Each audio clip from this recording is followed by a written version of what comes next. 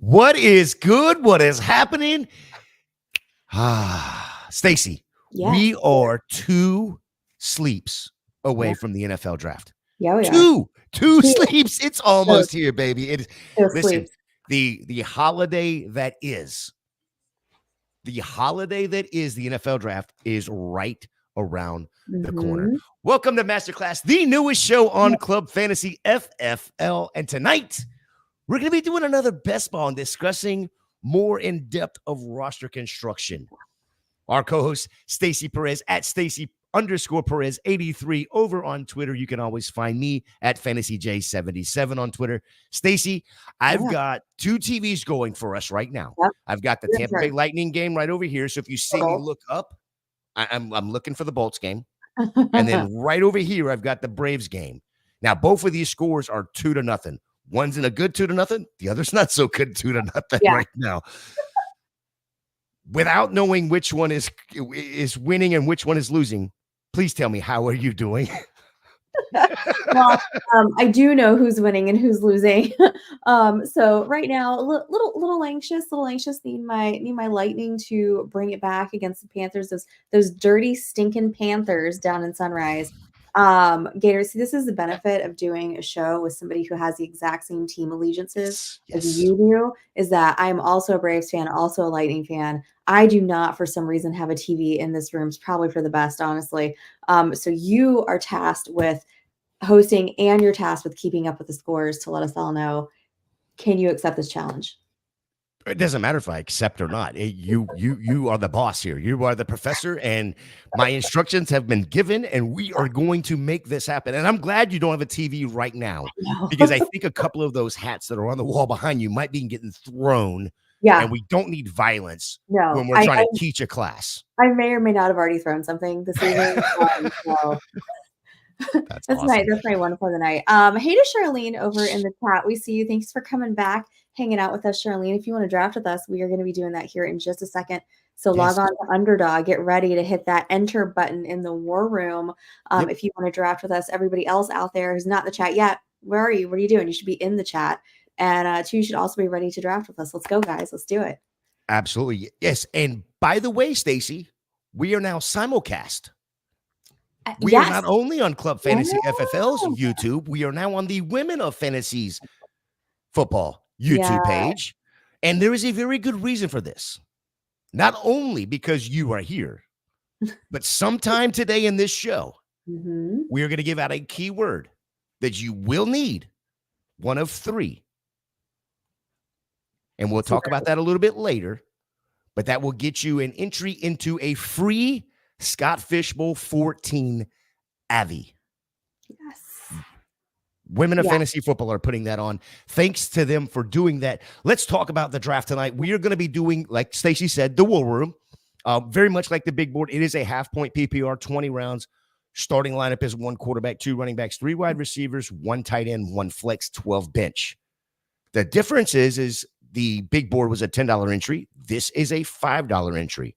Again, a 30-second clock. So, Stacy, the bell has about to be ringing. You want to let everybody know when to jump into this draft if they want to join us. I do. I will. So Jamie already joined. He thought we were in there a little bit early. Jamie, just back out of that draft and come on and join with us this one. Charlene's there, Calvin, Scampers, what's up? Everybody in the chat. Guys, if you are logged on to Underdog, hit the War Room button. I am hitting enter right now. And then I'm going to hit yes. And then we are going to get ready to, oh, look at that, man. These people are hungry for the drafts. Okay. Like, people are ready to go. I'm going to get my Jamie, just do a second one at the same time. There's no problem with doing 2 drafts at once. I mean, you need a mock anyway. Come on, Jamie, just do 2 drafts at once. I mean, if you're not drafting 2 teams at once in April, what are you doing? That's right. I'm just kidding. No, you're not. No, you're being dead serious. I know you are. I know you are. Speaking of, why are we drafting so early before the NFL draft? Explain to the good people while this board is coming up, while the draft is filling up, what's the benefits to drafting this early? Yeah, so one of the benefits of drafting in April, April, May, June, it's a little bit. Some people may say it's too early. I, for one, don't think it's early enough. It's never too early. No, it's never too early. Never an off season. While I answer that though, Gator, I'm having a little bit of trouble. I've got the board up here. I don't know if you can see it, but it's not letting me share it. I don't know if is That's all that right. I can do that. I yeah. listen. I can do that part. Awesome. So I'm here in the 5th spot here, but one of the benefits of drafting in April is that, you're getting a jump on all of those, guys that are the rookies that are out there, kind of taking advantage of, we don't know where these people are landing just yet.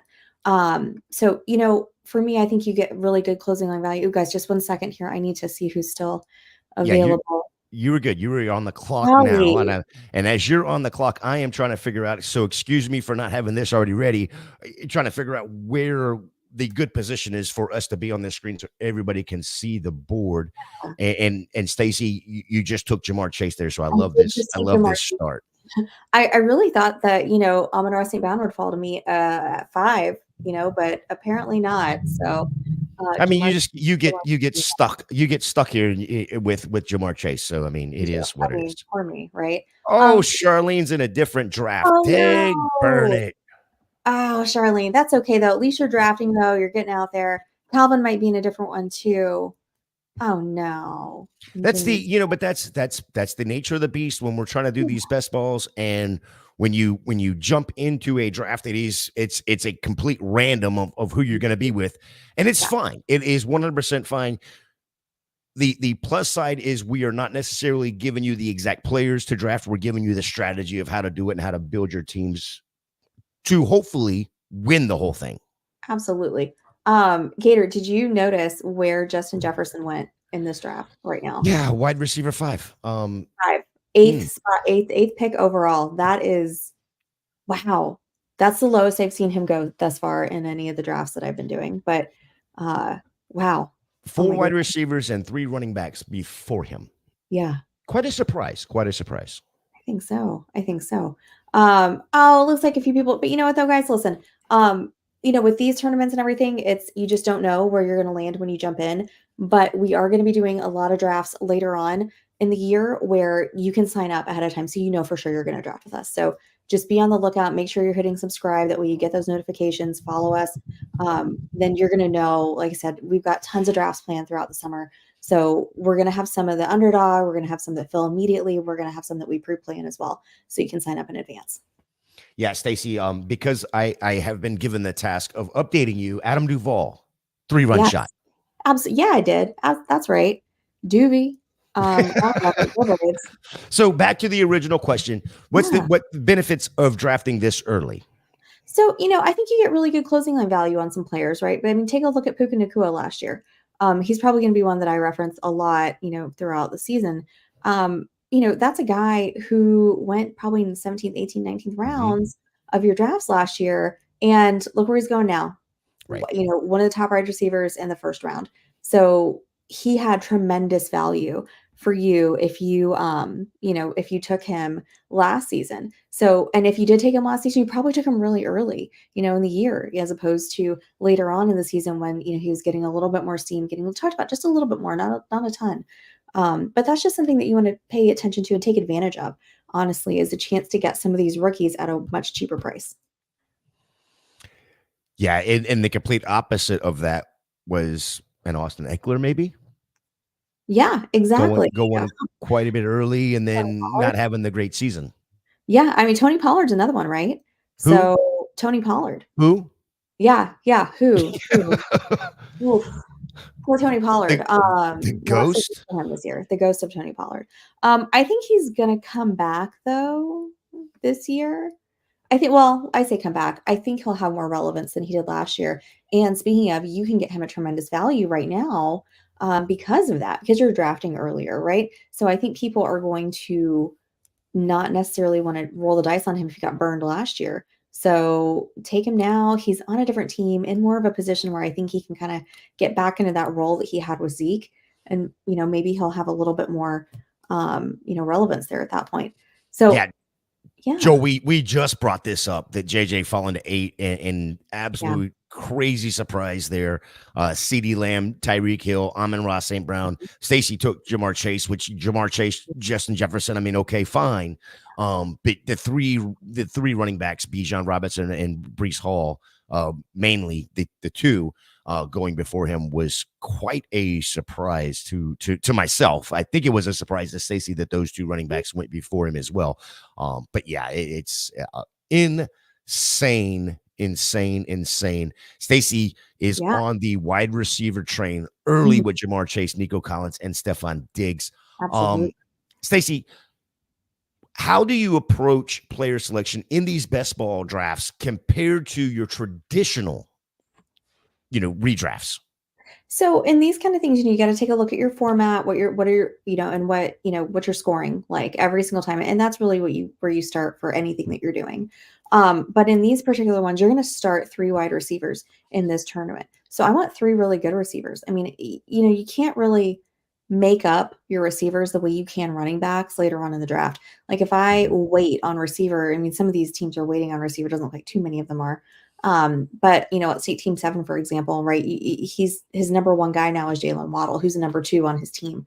I'm looking at, let's, take number 2 team, for example. They've got CeeDee Lamb, DJ Moore, Mike Evans. Those are 3 ones that they have on their team because they went wide receiver early, right? So you can make that up in running back a little bit later, but you can't necessarily make it up in wide receiver. So for me personally, that's where I'm going to take my guys. I'm going to take quality over quantity at this point. I mean, let's be real here. I'm probably still going to take a lot of receivers. It is a half point PPR, right? And you are starting potentially 3 for sure, potentially 4 with that flex spot. So I want the cream of the crop guys as long as I can get them, because there's a pretty big teardrop too coming up once you kind of get down a little bit. So with those receivers anyway, you're going to start seeing that around the Christian Kirk side. You're going to George Pickens, poor Amari Cooper from last year. So yeah. Cindy, thank you for joining us. What's up, Cindy? She says she was late because of dog issues. I'm hoping she's talking about the 4-legged dog issues and not the husband issues. That's, Cindy, I'm not saying anything about your husband. I'm assuming you're not either. Joe says he's just tuning in, and that again, going back to Justin Jefferson, that is a gift at 8, and I absolutely do not disagree with that at all. Stacy, before we dive too much further into roster construction and go by position, what are some key differences between roster construction strategies in best ball versus season long, real quick? Yeah, so there's a whole bunch of different things that you're going to do in best ball, as far as like looking at your rosters, because you're going to be taking, numerous players at each position here, because you're, with the way that best ball is set up, right, you're not going in and changing these guys out every week. So, you're going to be taking 2 quarterbacks. Sometimes you might only take 1 in a redraft and wait until, it's your bye week. If you take one of the studs, there's really probably not a reason for you to take a second QB in redraft. I mean, unless you're in a really deep league, and that's another story. I'm just talking about your general, 12 team, 10, 12 team that you're playing with. If you're just doing a redraft, either with friends or family, that kind of thing. Tournaments are different. So, like I said, when we're doing a tournament here, I'm on the clock. Yes. Let's see. We're in the 4th round. I'm going to take a spin on one of my favorite rookie receivers this year. Okay. Rome Odunze, come on down. You're part of the squad. I love it. Do you not love this player, Gator? Yeah, no, I absolutely love him. There's a couple others that there's one other that I absolutely am in love with, and most people have heard me like throw praises at him. I think the only reason he's not getting the national recognition is because of an injury. I mean, Rome Odunze would have been a great teammate, but I think Jalen Polk's going to get a little bit more run because of the injury to Jalen McMillan, and Jalen McMillan would have been will be a great NFL player.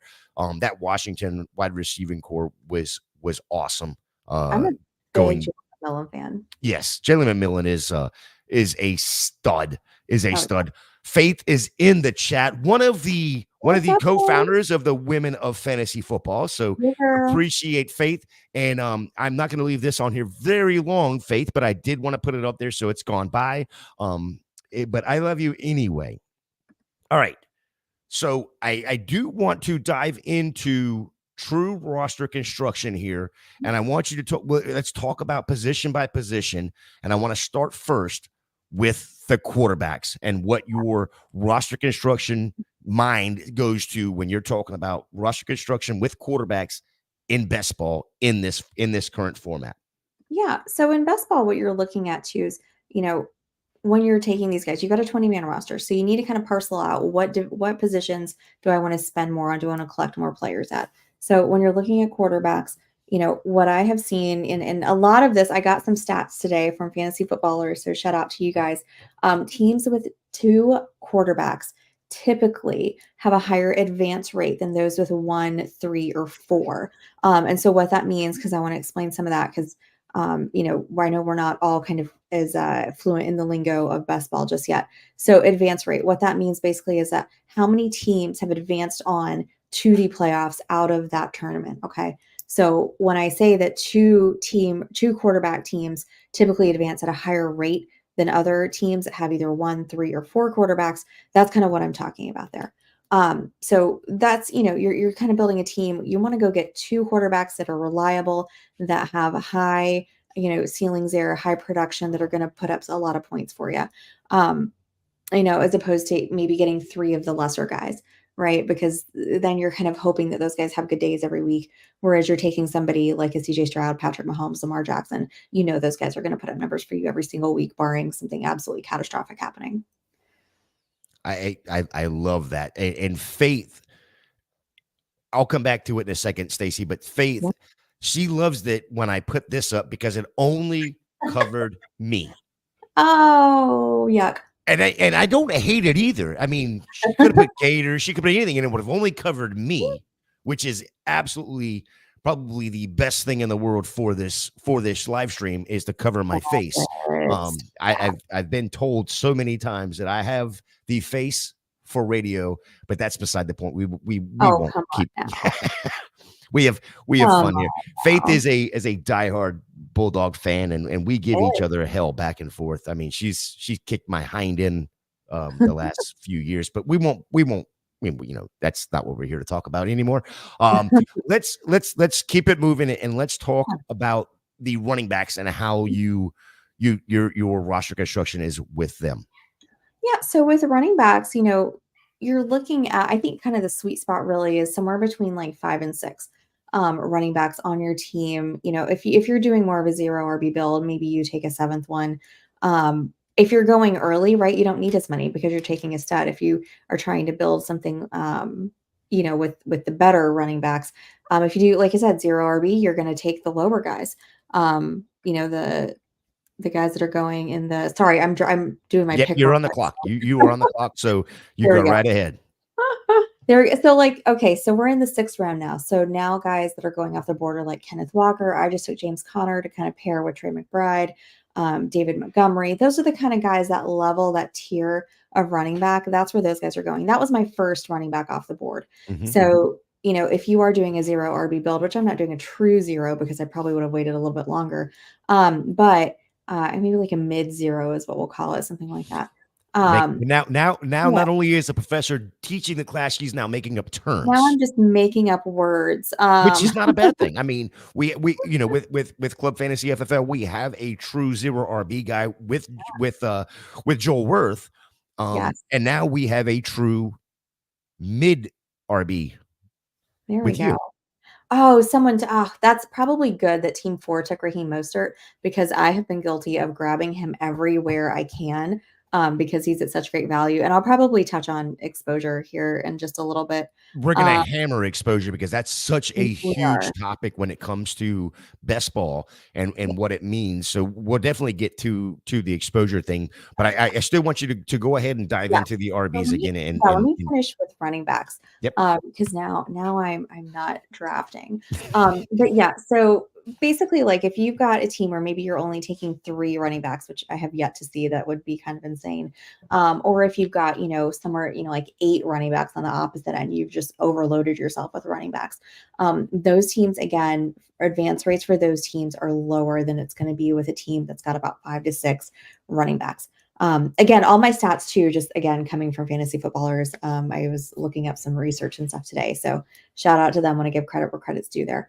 Like I said, if you're drafting a little bit earlier, you don't want to, I'm saying if you're drafting early, when I say drafting, I mean, if you're taking a running back earlier, Jay, did they score? Because I was like, you were getting super excited. No, they didn't score. It's tied 2-2. Oh, it's tied to, okay. Thank the Lord. Jay, you're getting so excited. I was like, what's going on there? I'm losing my train of thought. Yeah. I hope that means that the Lightning has scored.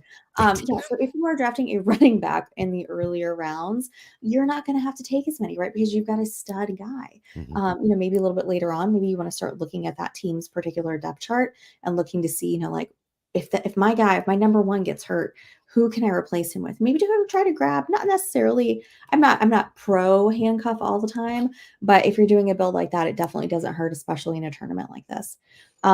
If you are waiting on a running back, whether you're doing the 0 RB or I'm going to use my term now, mid RB, you can wait a little bit on those guys and you might have to take, 6 running backs at that point. And that's okay. That's really okay because that goes with what your build is doing. So, just kind of make it make sense. Don't go overboard, as far as, at really any of these positions. You don't need to go crazy is basically kind of what we're getting at here. I was in a draft the other night, Gator. I think I showed you this board. And I still can't decide if this was on purpose or if these guys were just doing some shenanigans in the draft. But somebody took 9 wide receivers in a row. Y'all, that's excessive. That is way too much. Somebody also took 5 quarterbacks, which that's what kind of made me think that it was maybe something a little happening in there. But if you are for real in one of these drafts and you're taking 5 quarterbacks, that is unnecessary. That is absolutely unnecessary. And I can guarantee you everybody else in the draft hates you. Well, it's not only that. It's not only that. If you're taking 5 quarterbacks, you're doing it completely the wrong way. Because guess what? You can only use one of them. And it doesn't matter if 3 of them get 40 points. You've wasted 80 points sitting on your bench that aren't going to count. 100%. So I know you're coming up on the clock here. I don't want to throw anybody under the bus here, but as much as you and I love Scampers, Mr. Scampers is in the chat, and he is talking noise. Oh, Scampers! No, no, not Scampers. No, you're not a Panthers fan. Oh, Scampers! I love you, Scampers, but don't bring that noise to our chat room. No. That is unnecessary, vulgar commenting, and that will not go unnoticed. I promise you. I promise you. Stacy. Oh, Scampers! I'm a little disappointed, Scampers. That you can like a better team than the Panthers. I promise. I want to move over to the wide receivers, and again, I just want to give you, basically diving into roster construction and how you look at these particular positions. So we've talked about the quarterback, we've talked about the running back. Let's talk about wide receiver and how you look at those. Well, let's do it. Let's talk wide receiver. So in wide receiver, so like I just talked about, right? 9, way too many. 9 is too many receivers. And I am very pro wide receiver over here. So love drafting as many wide receivers as I can, but like 7 to 8 is really going to be kind of that range that you're looking at, right? Because you are starting 3 for sure, plus a flex. So usually that's going to be 4 wide receivers. It's probably going to be an off day if there's somebody in your flex who's not a wide receiver. But you want guys with known quantifiable production, right? You want quality players that are going to be producing consistently for you throughout the season. Those boomer bust guys are a lot of fun, right? You don't want a whole roster full of boomer bust guys because more often than not, what's going to happen? You're going to have 1 week where it's total bust. And then what do? Right? So that's what I always like to do. Get guys who are consistent. Go grab 1 or 2 boomer bust guys. Grab you a George Pickens. Grab you a Gabe Dave. If that's your, if you enjoy those players and you want them on your team. You don't make a whole team full of George Pickens, though. Yeah, that's a as you're on the clock there. That would be a wrong way to do it as well. Don't get me wrong. We love the boomer bust weeks. We're going to need those throughout the season when it comes to best ball. But we don't want 5 boomer bust guys all on the same team, because if they all bust on the same week, we got 5 positions of 0. So add the boomer bust guy, 1, 2 of them. That's cool. Maybe 3 of them at max. Yeah. When you stretch them out between the multiple positions. But if you have 3 wide receivers that are boomer bust, like Gabe Davis or George Pickens, and take it a Darnell Mooney from 2 years ago. Mm-hmm. That's a great example. That now we've got those 3 guys, and we have to start 3 wide receivers and a flex. 99% of the time, we're going to start a wide receiver in the flex. Now we've got it. We've slimmed our choices down on what we can do as far as our boom bust weeks. Thomas says going RB heavy the first 3 rounds is the way to go this year. 0 RB strategy will not win Best Ball Mania 5. RB Thomas, heavy the first 3 rounds. I'm not saying you're right, and I'm not saying you're wrong, but I think Mr. Joel Worth himself, at the Joel Worth over there on Twitter, might have some argument for you. Hit him up. I would love to see this argument play out, and not necessarily an argument, but a great discussion. So I would too. You never know what's going to happen every year, right? Like everybody took, your stud quarterbacks so early last year, right? You couldn't get out of the second round without having taken Jalen Hurts, Josh Allen, Patrick Mahomes, Lamar even. And how did that really work out for all of us? Mm-hmm. Not really that great, right? And so now you kind of see that reflected in ADP and how those guys are being drafted. They're getting bumped down a little bit. I mean, where did Mahomes go in this draft? Let's take a look here at the board. But he was in the 5th round? Fifth round as the 5th quarterback taken off the board. That's wild, right? But that's a reflection of what happened last season. Well, it's not only that, but I think people are getting sharper to it's basically a 1 QB. Yeah.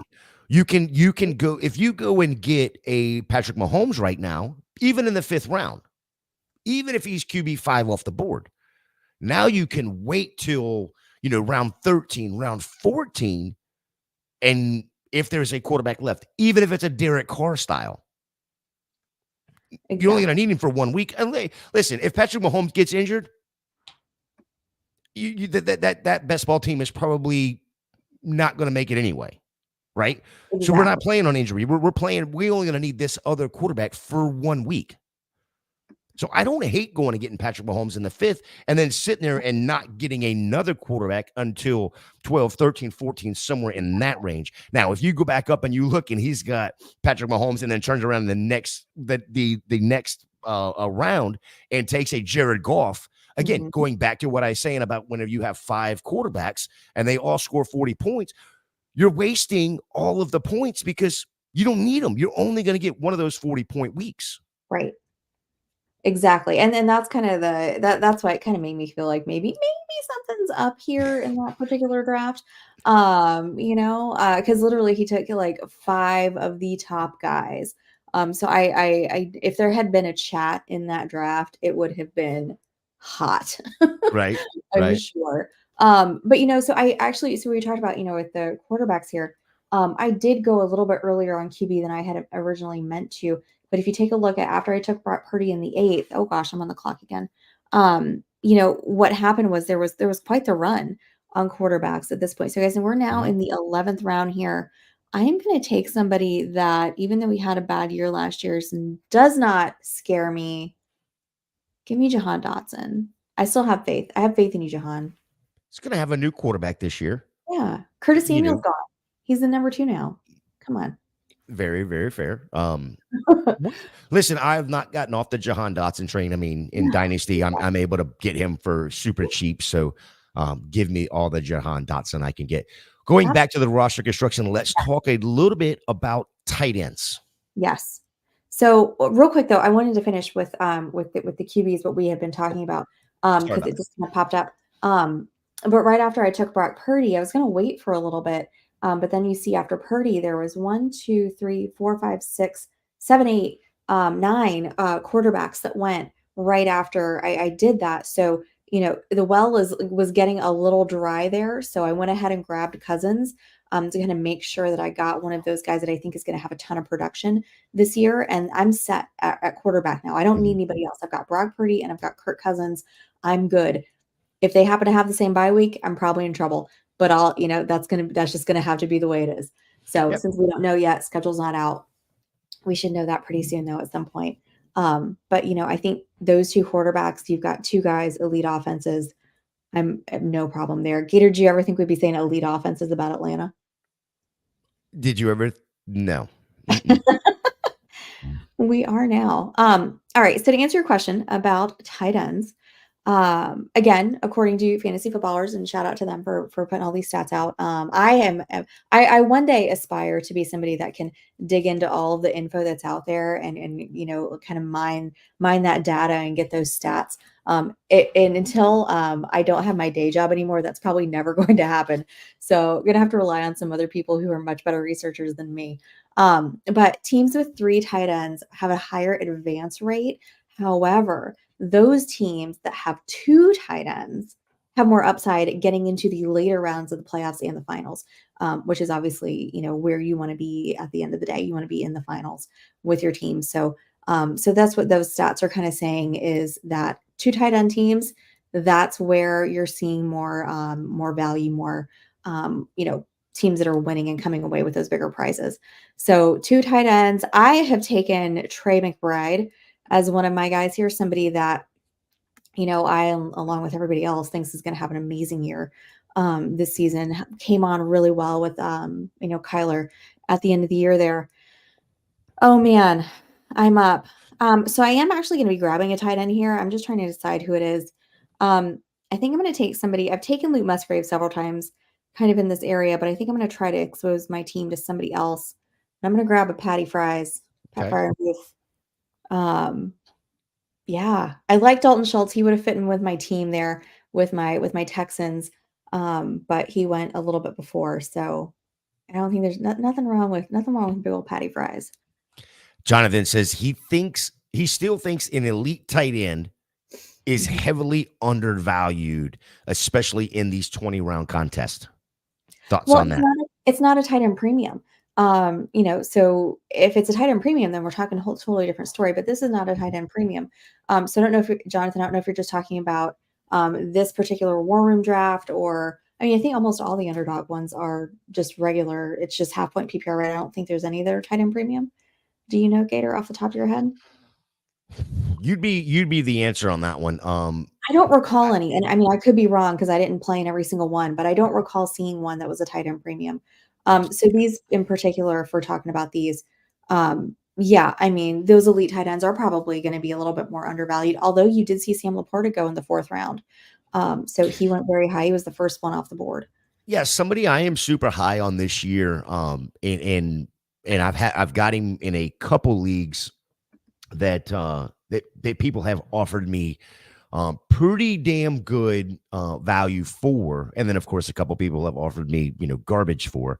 Is the tight end out of Dallas? Now his name just escaped me. Ferguson. Yeah. And here's the one thing I like about him is, yeah, you still got CeeDee Lamb. They're probably going to add another wide receiver in the draft. Brendan Cook was there last year. You had Gallup there last year. But did you realize, and you may not have known this, but he still received over 100 targets last year. Yeah. Ferguson. I believe it. I 100% believe it because Dak loves to throw to his tight end, right? That's so whoever's the tight end in Dallas, I don't really care who you are. You're definitely on my radar for fantasy because we know how much Dak loves his guys. Yeah, our guy Joel popping back in. Half point PPR. TDs are king for the tight ends. And that's, that's exactly what we want. We want volume and we want TDs. Yeah, exactly. When it comes to the tight end position. Stacy, how do you prioritize positions when drafting in best ball? I know you prioritize the wide receiver position with the utmost importance. Yes. So I'm looking at wide receivers, especially like when you're playing in these tournaments, even if it's tournament, if it's redraft, whatever it is, that start 3 with a flex, right? Because like I said, potentially most of the time you're going to be starting those 4 guys. You want those 4 quality wide receivers in there. And then at that point, I'm probably going to go with a stud running back or a quarterback then. Tight end, really, unless you're going to get those elite guys, and it's a very small handful. If you're going to get Laporta, Andrews, Hawkinson when he's healthy, right? And I mean, you can make an even argument too. I mean, Kelsey didn't really come on that much until later. I mean, I think everybody that had Kelsey last year was pretty frustrated, with the production levels. And so unless you get those top few guys, the rest of your tight ends are gonna be pretty meh, right? It was those few guys were the only ones averaging 10 points or more in PPR format last year. So if the rest of the field is only averaging 9 points below, that tells me that's not a very productive position. We all know that tight end. What do we say? Tight end's a wasteland, right? So I'm not really, if I can't get one of those guys, one of those super high productive elite tight ends, I'm probably waiting at that point because it's probably not going to make too much a difference. After that, of course, you want your guys on good offenses, and we can talk a little bit more about strategy wise and which tight ends we prefer. Are going to have more opportunity a little bit later because that's not really answering the question that Gator asked. But I'm going to go receiver. I'm going to go, I would say probably quarterback then at that point. Receiver, quarterback, running back, tight end is how I'm going to prioritize, putting my team together. You could always flip, running back and quarterback, if you're going to get somebody who's a little bit higher up on the food chain with your running backs. But that's kind of what that would look like for me. Yeah, I think I'm right there with you, except for the quarterback.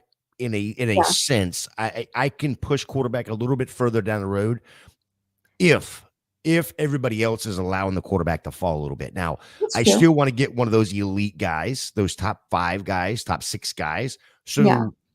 I will absolutely wait to get somebody, knowing that that everybody else is still waiting at the same time. Now, if I'm sitting there in, for instance, I'm 7 picks away and there's a quarterback run of 5 or 6 quarterbacks, and then it's me, well, then I'm just going to wait.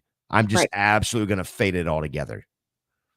Again, it's a onesie position. So I'm going to go and try to capitalize somewhere else, whether that's wide receiver, whether that's going and getting the running back. So I do agree with you.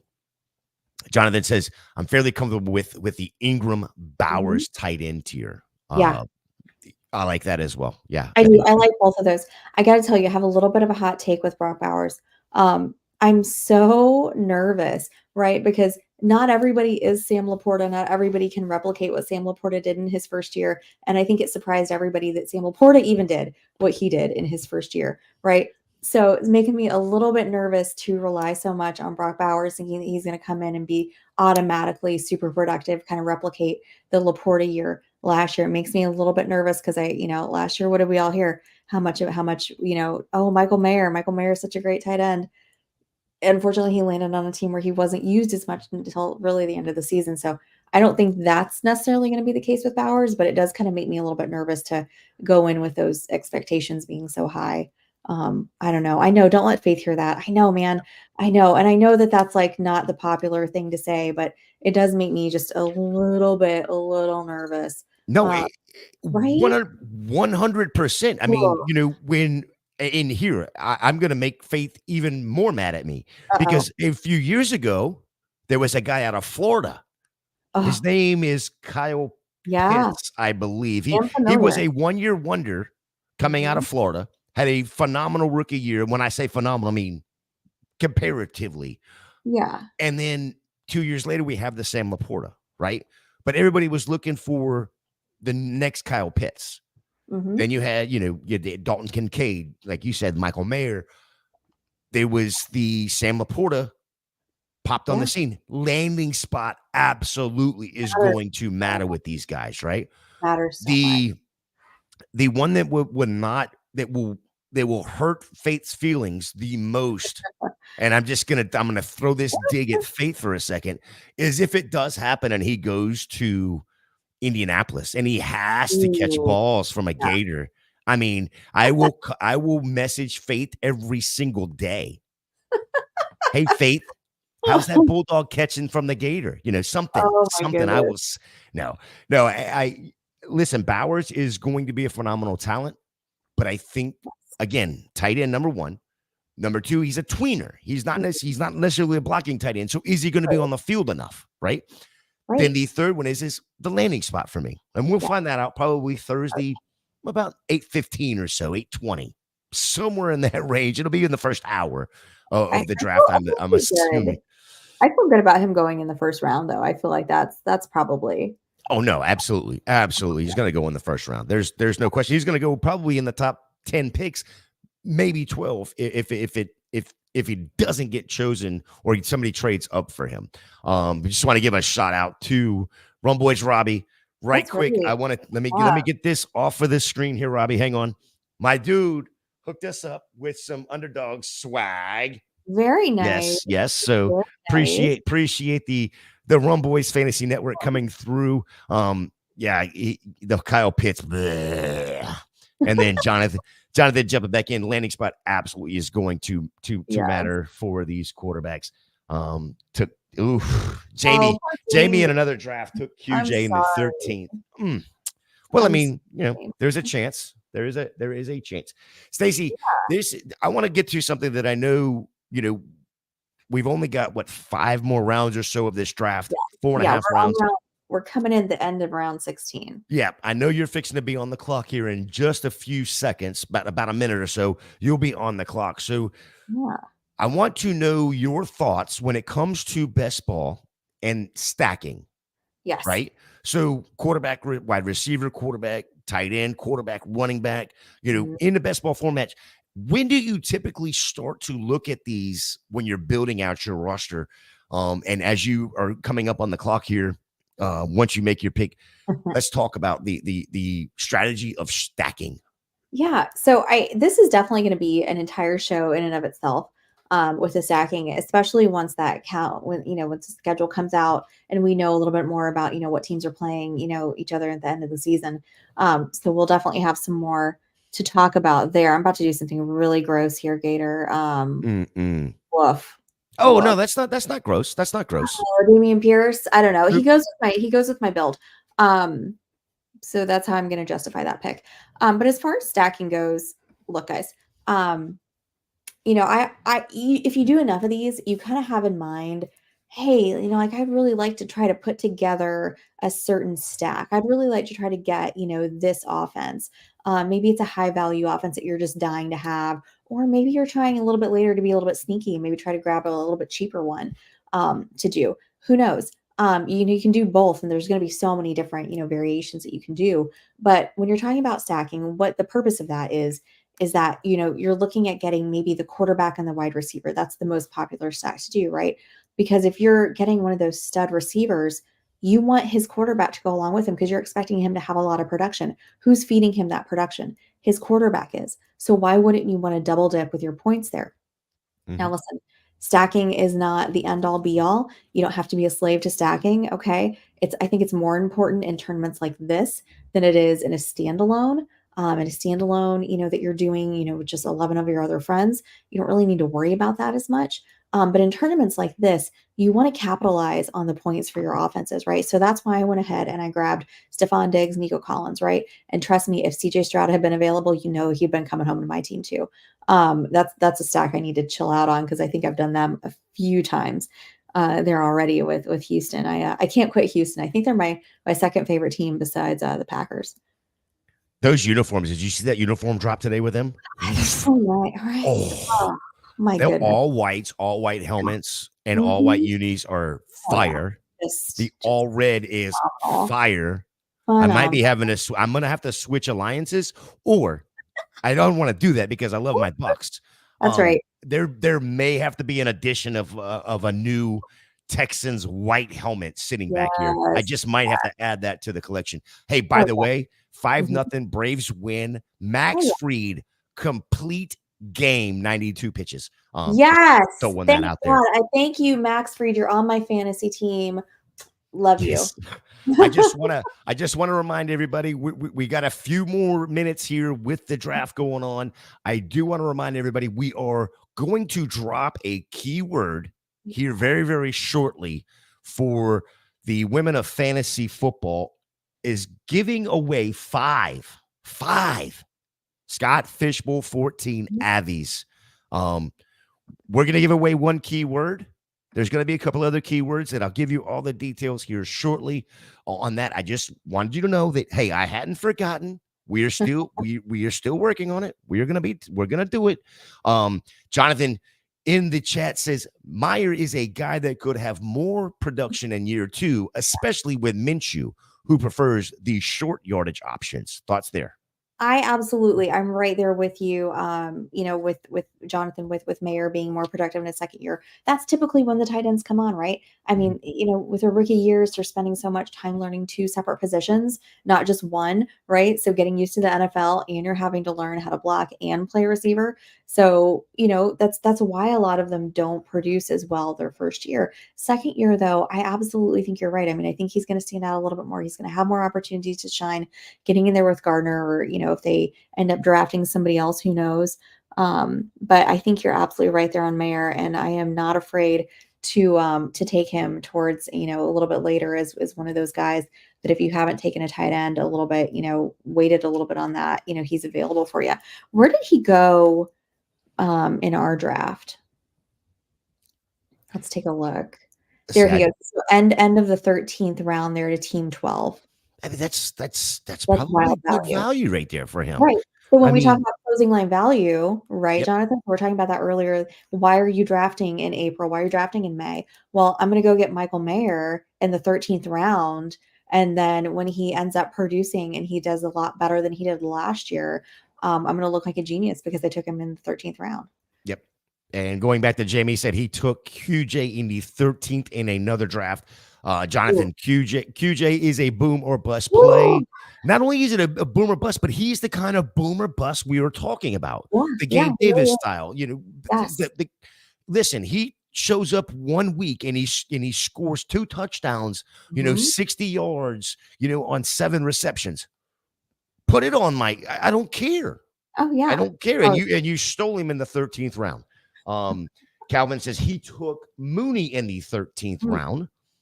And then Angie, what is happening, girl? Houston is hard not to love right now. And agreed. 100% agree. 100% agree. Scampers, Bob just made the save of the century. You might have been. We're talking Bob Raff. I don't know. I can't say his name. And I'm not even going to try. I'm just going to say the goalie from Florida. Yeah.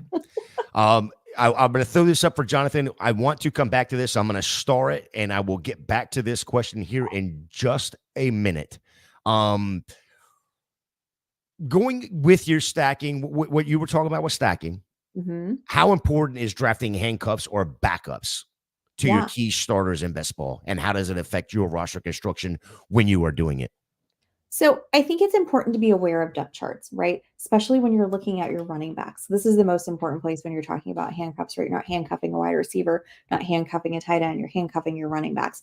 Why are you doing that? Because that position is incredibly volatile, and they just experience so much injury throughout the season. So you want to have guys that are an injury away, as they like to say, to having playing time, having opportunity to get on the field and produce, right? You could even say, beyond maybe one removed from that too, maybe the third guy there on the depth chart. Because like I said, those injuries happen so frequently to running backs. We saw it all last season. I mean, we see it every season.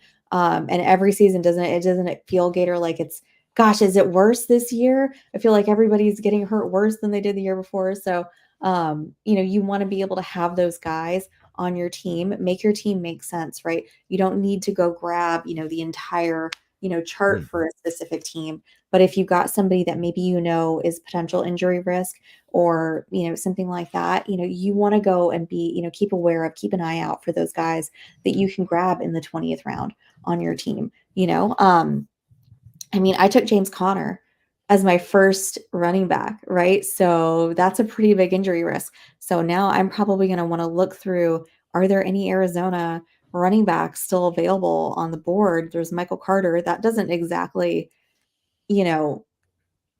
blow your skirt up or anything here. But if guys get hurt, he's on the team and he's going to get playing time. So it may look ugly. You don't have to watch the game. You just have to enjoy the points that you get afterwards. Yep.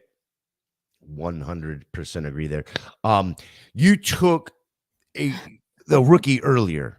So yes. I wanted to find out your approach. Are you talking about Trey Benson, or are you talking about Rome? Both of them. Okay. Just Yeah. rookies in general. What is your approach Mhm. when drafting the rookies in these best ball leagues, considering their volatility, Yeah. potential upside, but also their volatility, which is probably the most important part, right? Yeah. I mean, one of the fun things about drafting this early is, you're just kind of guessing on landing spots. Hmm. So you have no idea, who could hit, who doesn't. And things definitely change. I mean, right now when you're, and I've said this last time, but right now when you take Marvin Harrison Jr. today before Thursday, it's the highest you're ever going to pay for him, right? Because if he lands somewhere horrible, like New England, okay, I'm like knocking on wood over here because I don't want that to happen. But if he ends up somewhere like in New England, he's not going to be as productive as he would maybe if he ended up over, in Arizona, which is hopefully where he goes. So you have to kind of keep those things in mind as well. And you aren't going to know there's going to be some surprises, maybe some guys that, end up going on day 7 or don't even get drafted. You don't even know. There were a few of those last year. So that's one of the fun things about rookies. I tend not to overload on rookies too early in the year, especially without knowing their specific landing spots. Am I? Oh, I'm not up yet. It's the person in front of me. But once I know their landing spots, I feel a little bit more comfortable, especially as the off season goes on. Of course, that comes with the risk of everybody else knows their landing spots, and now you're probably paying a little bit more of a premium for those guys. I'm going to take, I am going to take Michael Carter with my last pick, only because I have James Conner. Um, and I just absolutely broke all my rules here with 8 running backs and 8 wide receivers. But that's This okay. is this is the epitome of a professor saying, "Do as I say, not as I do." Yes, yes, I know. And then I kept trying to watch my numbers as I was getting there because if I had taken one more receiver, I would have been at 9 receivers after I just railed against that guy that took 9 receivers a couple drafts ago. There you Um, go. Yeah, but he so took 9 in a row, right? So there's a he did there's take 9 all in a row. It yeah, was wild. that's the big one. That's the Yeah. big one. All right. So last question I have for you. You touched on this a little bit earlier. Again, this may be something we have to elaborate on another show. But how do you handle your exposure to players? Yeah. So one of the great things about drafting on Underdog is that they have a tab for you to see your exposure for all of your different teams, which is great. And other sites that don't have that, you're probably just going to have to track it either on your own if you have a lot of teams there, or just kind of just be aware of who you have. But let's just talk specifically about Underdog because it does have that option for you. You want to make sure that you're not just drafting the same players over and over and over. And, that's something that I always tend to make myself, kind of aware of, hey, you know, you've taken CJ Stroud every single draft. You got to back off. You got to stop, right? You want to get exposure to other players. Take, for example, I think, who did I have in my notes? I think it was Josh Jacobs. Yeah. So Josh Jacobs in 2022, I think a lot of people were scared off of him and weren't drafting him. It looked like maybe he wasn't going to be with the Raiders and wasn't really sure what was going on there. And so a lot of people were afraid to take him. Well, that was a year that he just absolutely went off. So everybody who did take a risk on him, was absolutely rewarded. So that's why it's so important to get exposure to so many different players on your team. So, go after somebody that you might not necessarily have drafted or you might have shied away from, at least on one team. When you're doing these $5 best balls, $10 best balls, you have an opportunity to do more than one team. This isn't your only team that you're doing, right? So you can roll the dice, you can do different builds, have different players on your team, and it's not going to be the end of the world, right? If they don't do well. Now, like I said, this is for these tournaments that are a little bit, more, easier to enter, don't require you spending thousands of dollars. If you're on, maybe like a high stakes team, it's your only team, you're not going to do that. You're going to go after and get the guys that you want, right? Specifically, this advice is for exposure regarding these tournaments that, a little bit lower in value, but have a higher reward at the end, that you can do multiples of. Absolutely. Yeah, I love the being able to see the exposure, which, Mhm. like you said, on Underdog, they make it very, very simple for you They to do do. that. Very user friendly. All right, Stacy, let's get rid of this draft board for just a quick minute here. We probably will not go over the draft board tonight. I think you're going to have Again, to pull it down. For some reason, it's that's not. It's fine. I could do that. not And letting me then do I will bring us back up. that. So we won't go over the draft board tonight. over these next couple weeks, we are doing this to try to get to a point of learning so that we have the absolute, at least the foundation of building a best ball team and moving forward to get into some of these bigger tournaments and being able to at least feel like we know what we're doing, right? Absolutely. And yes, Scampers, I know you were fully exposed to Gus Edwards. That is what Scampers do. Yes, when he says fully exposed, I'm sure that means that he has a lot of Gus Edwards on his team, and does not mean that he's actually. Oh, okay. I see. I took it the complete wrong way then. Okay, I get it. Never mind. All right, let's give away some SFB 14 Avies. The Women of Fantasy Football wants to give away five of them. Ladies, here is a chance to win your very own SFB 14 Avie. We are partnering with Fantasy Cares to do just that. We're going to give you one of the keywords that completes the phrase that is needed to win. The other two keywords can be found on Wednesday's Hoosier Academy. That will be tomorrow morning. I believe that drops about 9 a.m. or so. And that will be with our very own Kelly Singh. And then the third one, because we are partnering with Fantasy Cares, Russ Fisher will give out. That will be Thursday afternoon, I believe. Are you ready for today's keyword, Stacy? Ready. Let's go. Everybody listen up. Here is your keyword. I'm just going to put it up on the screen. I hope you're watching. Keyword is of. Yes. OF. Your keyword for tonight is of. Here's how this works. When you complete the phrase, which you won't know what the phrase is until you get the other two words, you will then go to Twitter, post it, and tag @women_of_FF. The first 5 ladies to complete the phrase gets their very own Scott Fishbowl 14 Avie. It is really, really that simple. Keyword tonight is, once again, of. Get ready for your other two words tomorrow morning and then tomorrow afternoon. If you want your free Avie, make sure you post it on Twitter. Make sure you're tagging @women_of_FF when you do that. Yes, and make sure that you know that Avie means avatar and not aviators, like my auto corrected for me in the Women of Fantasy Football chat that I did earlier today when I was letting everybody know that we would be doing this later tonight.